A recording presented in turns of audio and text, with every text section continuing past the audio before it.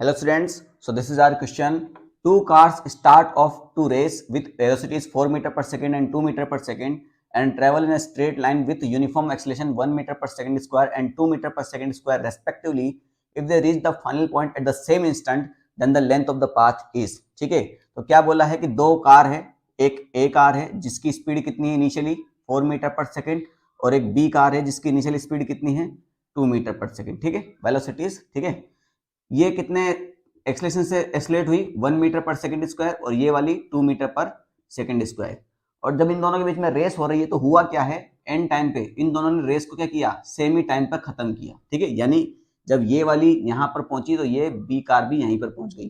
तो आपको बताना है कि इस पाथ का लेंथ कितना होगा. ये मान लेते हैं हम x मान लेते हैं, सीधी सी बात है. तो डिस्टेंस ट्रेवल, जब दोनों सेम इंस्टेंट पे खत्म कर रहे हैं रेस को, तो distance travel by A is equal to distance travel by B होगा. ठीक है, अब दोनों स्ट्रेट लाइन में है तो डिस्टेंस और डिस्प्लेसमेंट एक ही होता है, बस मुंह से निकल जाता है. ठीक है, तो displacement travel by A is equal to displacement of B है.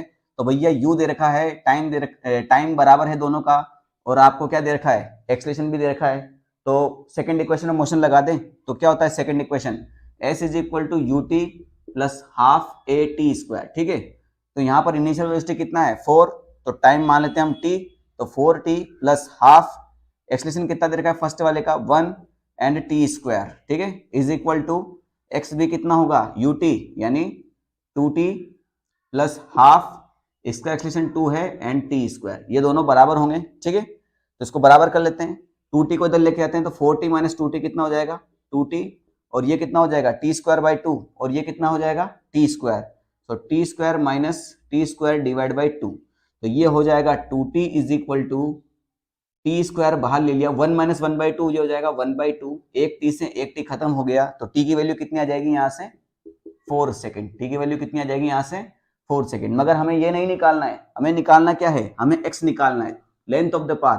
तो x निकालना है तो भैया किसी भी एक इक्वेशन में t की वैल्यू पुट कर दो. तो सिंपल इक्वेशन ये है, तो यहाँ पर x कितना हो जाएगा आपका, इस इक्वेशन में वैल्यू हम पुट कर रहे हैं.